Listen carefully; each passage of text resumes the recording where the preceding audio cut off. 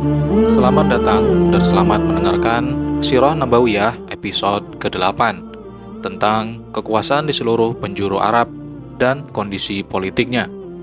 Sebelumnya, kami telah menyebutkan kepindahan kabilah-kabilah Khoton dan Adnan, dan bahwa negeri Arab terpecah-pecah. Kabilah-kabilah yang berdekatan dengan Hirah mengikuti Raja di Hirah, dan yang berdekatan dengan Syam akan mengikuti Raja Ghassan. Hanya saja, subordinasi ini hanya sekedar nama, tidak dalam prakteknya, karena faktanya, daerah-daerah di Jazirah Arab mempunyai kebebasan secara mutlak. Pada hakikatnya, kabilah-kabilah ini mempunyai pemuka-pemuka yang memimpin kabilahnya masing-masing. Kabilah adalah sebuah pemerintahan kecil yang asas eksistensi politiknya adalah kesamaan fanatisme, adanya manfaat imbal balik untuk menjaga daerah dan menghadang musuh dari luar.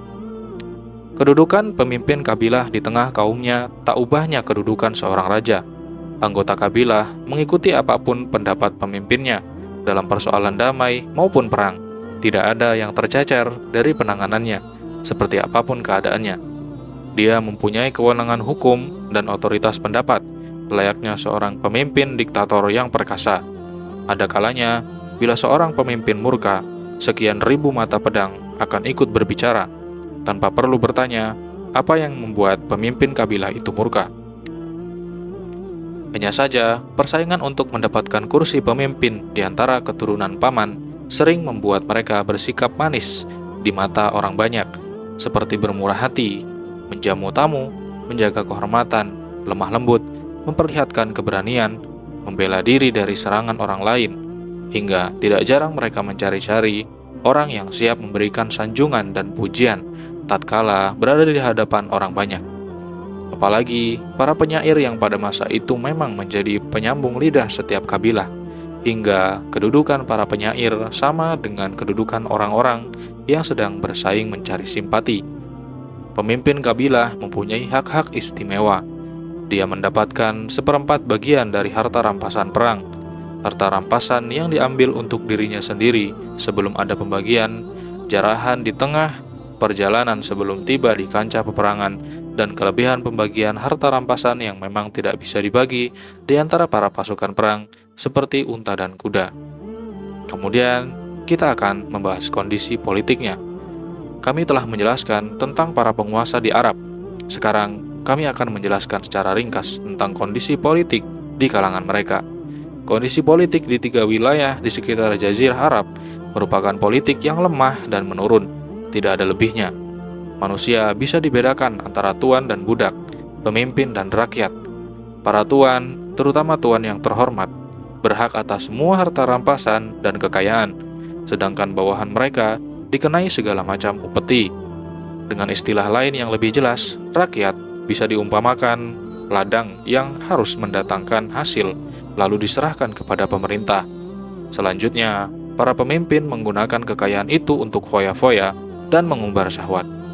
Sedangkan rakyat dengan kebutaannya semakin terpuruk dan mendapatkan kezaliman dari segala sisi. Mereka hanya bisa merintih dan mengeluh. Tidak berhenti sampai di sini saja, bahkan mereka masih harus menahan rasa lapar, ditekan, dan mendapat berbagai macam penyiksaan dengan sikap diam, tanpa mengadakan perlawanan sedikit pun. Kekuasaan yang berlaku saat itu adalah sistem diktator. Banyak hak yang hilang dan terabaikan. Sementara itu, kabilah-kabilah yang berdekatan dengan wilayah-wilayah ini tak pernah merasa tentram, karena mereka juga menjadi mangsa nafsu dan berbagai kepentingan. Karena itu, mereka kadangkala harus masuk wilayah Irak dan Syam. Kabilah-kabilah di Jazirah Arab tidak pernah rukun. Mereka lebih sering diwarnai permusuhan antar kabilah, perselisihan rasial dan agama, sehingga salah seorang pemikir mereka berkata dalam syairnya, "Aku hanyalah sesuatu yang dicari jika ketemu, ketemulah ia, dan jika tidak ketemu, tidak ketemulah ia." Mereka tidak mempunyai seorang raja yang memberikan kemerdekaan, atau sandaran yang bisa dijadikan tempat kembali dan bisa diandalkan saat menghadapi kesulitan dan krisis. Adapun kekuasaan di Hijaz di mata bangsa Arab memiliki kehormatan tersendiri. Mereka melihat kekuasaan di Hijaz sebagai pusat kekuasaan agama. Sebenarnya, kekuasaan itu merupakan campuran. antara unsur keduniaan, pemerintahan, dan agama yang berlaku di kalangan bangsa dengan istilah kepemimpinan agama.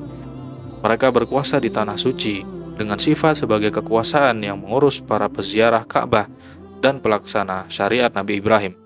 Mereka mempunyai aturan tentang masa jabatan dan bentuk-bentuk pemerintahan yang menyerupai sistem parlemen pada zaman sekarang, seperti yang sudah kita singgung sebelumnya. Sayangnya, kekuasaan ini sangat lemah dan tidak mampu mengemban beban, sebagaimana yang terjadi saat peperangan melawan orang-orang Habasyah.